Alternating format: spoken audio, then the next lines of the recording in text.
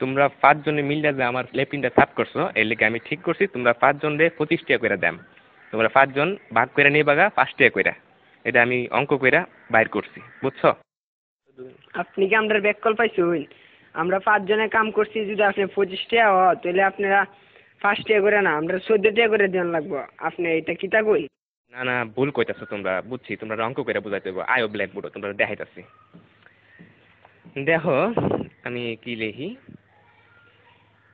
এই হইল 25। 25-এ 5 দিয়া ভাগ করলে 5 টাকা থাকে। 25 2 এর মধ্যে যা না, কিন্তু 25-এর মধ্যে যা। 25-এ 5 দিয়া ভাগ করলে থাকে 5। এসব উল্টা পাল্টা ওইসব আপনি কইতে দিচ্ছেন, আমারটা দেন আপনি। চাইনি আমরা 5। আমরা যদি 25 দিয়ে ভাগ করি তাহলে 5 2 এর ভিতরে জানা জানা তো, কিন্তু 5 আবার 5 এর ভিতরে যা। 5 1 5 তাই 0 কাটতে লামাইলাম 2। দেখুন আমরা জানি 4 5 20, তাই 4 এর 5 20, তাই ভাগফল 14, তাই আমরা 14 টাকা করে দিতে হবে। এইসব আদা সুদা কথা করতে শুনছো, আমরা তোমার গুণ করে দেয়া দিতেছি। এই দেখো এটা হচ্ছে 5, 5-এ 5 দিয়ে গুণ করলে হয় 25, বুঝতে পারছো?